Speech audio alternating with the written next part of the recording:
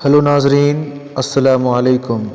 خوش آمدید، خیر مقدم اور ویلکم ہے آپ کے ہی پسندیدہ یوٹیوب چینل حرف اعظم میں۔ میں فاروق اعظم رحمانی جو آج غزل کے بارے میں بتائیں گے کہ 10th 12 BA MA اور نیٹ JRF کے امتحان میں پوچھا جاتا ہے۔ چلیے اب ہم شروع کرتے ہیں۔ سب سے پہلے ہم بتاتے ہیں غزل کا فن اور آغاز و ارتقاء۔ غزل عربی زبان کا لفظ ہے جو لفظ غزال سے نکلا ہے۔ غزل کے لغوی معنی عورتوں یا عورتوں کی باتیں کرنا، عورت کے حسن و جمال کی تعریف کرنا، رسی بننا وغیرہ ہے۔ غزل عربی قصیدے کی تشبیب سے ماخوذ ہے۔ عرب شاعر جب اپنے معشوقاؤں کا سراپا کھینچتے یا ان کے حسن و جمال کی تعریف کرتے یا ان کی محبت میں اپنے دلی جذبات کا اظہار کرتے تو اس عمل کو تغزل اور ایسے اشعار کو غزل کہتے تھے۔ عشق و محبت غزل کے خمیر میں داخل ہے، لیکن غزل صرف محبت کے موضوعات تک ہی محدود نہیں، اس کا دائرہ بہت وسیع ہے۔ 1857 کے انقلاب کے بعد اس میں سماجی و سیاسی مسائل، فلسفہ و تصوف اور زندگی کے مختلف پہلو کی ترجمانی وغیرہ کو پیش کیا جانے لگا۔ اب جانتے ہیں ہم مصرع۔ شعر کے ایک سطر کو مصرع کہتے ہیں۔ اس کے معنی دروازے کا ایک پٹکے ہیں۔ غزل کے تمام مصرعے ایک ہی ہم وزن اور ایک ہی بحر میں ہوتے ہیں۔ وزن دو کلموں کے حرکت و سکون میں برابر ہونے کو وزن کہتے ہیں۔ قافیہ قافیہ ان حروف حرکات کے مجموعے کو کہتے ہیں جو ہم آواز ہوتے ہیں مگر الفاظ بدلے ہوتے ہیں۔ قافیہ ردیف سے پہلے ہوتا ہے۔ اب جانیں گے ردیف۔ ردیف وہ لفظ ہے یا الفاظ کا مجموعہ ہے جسے ہر شعر کے آخر میں دہرایا جائے۔ علامہ اقبال کا ایک شعر ملاحظہ کریں کہ محمد سے وفا تو نے تو ہم تیرے ہیں، کہ محمد سے وفا تو نے تو ہم تیرے ہیں، یہ جہاں چیز ہے کیا لوح و قلم تیرے ہیں۔ اس شعر میں ہم اور قلم قافیہ ہے اور تیرے ہیں ردیف ہے۔ مطلع غزل کا پہلا شعر جس میں دونوں مصرعے ہم قافیہ اور ہم ردیف مطلع کہلاتا ہے۔ مقطع غزل کا آخری شعر جس میں شاعر اپنا تخلص استعمال کرتا ہے مقطع کہلاتا ہے۔ میر تقی میر کا ایک شعر ملاحظہ کریں۔ میر ان نیم باز آنکھوں میں ساری مستی شراب کی سی ہے۔ اس شعر میں میر تقی میر نے اپنا تخلص میر استعمال کیا، اس لیے یہ شعر مقطع کہلاتا ہے۔ فرد مطلع اور مقطع کے علاوہ باقی اشعار فرد کہلاتے ہیں۔ غزل میں مطلع اول کے بعد اگر دوبارہ مطلع کی طرف شعر آیا تو ایسے حسن مطلع، زیب مطلع یا مطلع ثانی کہتے ہیں۔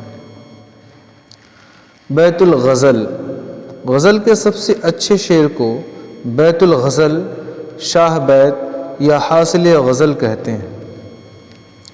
مثلاً مجروح سلطان پوری کا ایک شعر ملاحظہ کریں۔ میں اکیلا ہی چلا تھا جانب منزل مگر، میں اکیلا ہی چلا تھا جانب منزل مگر، لوگ ساتھ آتے گئے اور کارواں بنتا گیا۔ غزل میں کم از کم 5 اشعار ہوتے ہیں اور زیادہ کی کوئی قید نہیں۔ ایجاد و اختصار غزل کی خصوصیت ہے۔ قطع، غزل کا ہر شعر میں ایک علیحدہ اکائی ہوتا ہے اور وہ معنوی اعتبار سے اپنے طور پر مکمل ہوتا ہے، اس کا دوسرا اشعار سے معنوی ربط نہیں ہوتا، لیکن بعض غزلوں میں 2 یا 3 ایسے مسلسل اشعار موجود ہوتے ہیں جن میں ربط، مضمون اور خیال کا تسلسل پایا جاتا ہے، ایسے اشعار کو قطع کہتے ہیں۔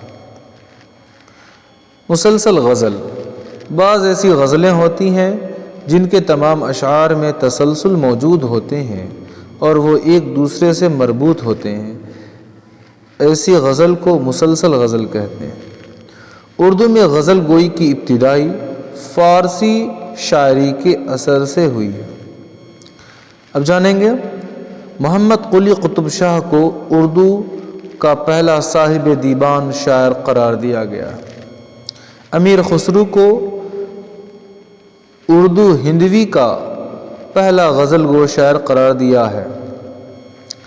اردو کا پہلا باقاعدہ غزل گو شاعر ولی دکنی کو کہتے ہیں۔ ان کے کلام کو بنیاد بنا کر بعد کے شعراء نے غزل گوئی کی ہے۔ اردو غزل ولی دکنی سے پہلے بھی کہی جاتی تھی، لیکن ولی نے اسے خاص معیار بخشا۔ جب ولی کے ذریعے غزل شمال میں پہنچی تو میر، مومن، غالب جیسے شعراء پیدا ہوئے۔ اس کے بعد اقبال، فیض اور فراق نے بھی غزل گوئی کی روایت کو مضبوط اور مستحکم کیا۔ اب جانیں گے ہم غزل کے اجزائے ترکیبی۔ حیت یا شکل کے اعتبار سے غزل کے اجزائے ترکیبی 4 ہیں۔ غزل انہی 4 اجزائے ترکیبی سے ترتیب دی جاتی ہے اور یہی 4 اجزاء غزل کی پہچان ہے۔ پہلا ہے مطلع، دوسرا ہے قافیہ، تیسرا ردیف، چوتھا مقطع۔ اب جانیں گے ہم سب غزل کے بارے میں ادباء و شعراء کے خیالات، ان کے کیا کیا قول تھے۔ سب سے پہلے ہم جانیں گے رشید احمد صدیقی کے بارے میں۔ نمبر 1، غزل جتنی بدنام ہے اتنی ہی مجھے عزیز ہے، یہ قول رشید احمد صدیقی کا ہے۔ نمبر 2، غزل اردو شاعری کی آبرو ہے، یہ قول رشید احمد صدیقی کا ہے۔ آگے جانیں گے ہم نمبر 3، غزل شاعری نہیں تہذیب بھی ہے، یہ قول رشید احمد صدیقی کا ہے۔ نمبر 4، ہماری تہذیب غزل میں اور غزل ہماری تہذیب میں ڈھلی ہے، یہ قول رشید احمد صدیقی کا ہے۔ نمبر 5، شاعری کا نام آتے ہی میرا ذہن غزل کی طرف مائل ہو جاتا ہے، یہ بھی قول رشید احمد صدیقی کا ہے۔ نمبر 6، شاعری زیور کی محتاج ہے اور زیور غزل کی محتاج ہے، یہ قول رشید احمد صدیقی کا ہے۔ نمبر 7، غزل کو میں فن نہیں اردو شاعری کی آبرو سمجھتا ہوں، یہ قول رشید احمد صدیقی کا ہے۔ نمبر 8، غزل ریزہ کاری میں مینا کاری ہے، یہ بھی قول رشید احمد صدیقی کا ہے۔ اب ہے فراق گورکھپوری۔ نمبر 9، غزل شاعری نہیں عطر شاعری ہے، یہ بھی قول فراق گورکھپوری کا ہے۔ نمبر 10، غزل مختلف پھولوں کی مالا ہے، فراق گورکھپوری۔ نمبر 11، غزل انتہاؤں کا ایک سلسلہ ہے، یہ قول فراق گورکھپوری کا ہے۔ نمبر 12، اگر تمام فنون لطیفہ احساس و کائنات کا عطر ہے تو غزل اس عطر کا عطر ہے، یہ قول فراق گورکھپوری کا ہے۔ اب جانیں گے آل احمد سرور۔ نمبر 13، غزل بری کافر صنف سخن ہے، یہ قول آل احمد سرور کا ہے۔ نمبر 14، غزل نقاب پوش آرٹ اور چاول پر قل ہو اللہ لکھنے کا آرٹ ہے، یہ قول آل احمد سرور کا ہے۔ اب جانیں گے خواجہ الطاف حسین حالی کے اقوال۔ نمبر 15، غزل اصلاح تمام اصناف سخن میں سب سے زیادہ اہم اور ضروری ہے، یہ قول خواجہ الطاف حسین حالی کی ہے۔ نمبر 16 غزل بے وقت کی راگنی ہے، یہ قول خواجہ الطاف حسین حالی کی ہے۔ نمبر 17 قصیدہ اور غزل شاعری کے ناپاک دفتر ہیں اور عفونت میں سنڈاس سے بھی بدتر ہے، یہ قول خواجہ الطاف حسین حالی کی ہے۔ نمبر 18 غزل کا دامن تنگ ہے، یہ قول خواجہ الطاف حسین حالی کا ہے۔ نمبر 19 غزل کی گردن بے تکلف مار دینی چاہیے، یہ قول عظمت اللہ خان کا ہے۔ نمبر 20 غزل نیم وحشی صنف شاعری ہے، یہ قول کلیم الدین احمد کا ہے۔ نمبر 21 غزل کا خمیر عشق و محبت ہے، یہ قول علامہ شبلی نعمانی کا ہے۔ نمبر 22 رقم الحروف کے طبیعت نے اپنے لیے صنف سخن میں غزل کو اپنے حسب حال پا کر منتخب کر لیا ہے، یہ قول حسرت موحانی کا ہے۔ اور نمبر 13 میں جانیں گے غزل کا مرتبہ گرچہ اول ہے ولی ہر بیت میرا ایک غزل ہے، یہ بھی قول ابن نشاطی کی ہے۔ تو آپ کا بہت بہت شکریہ۔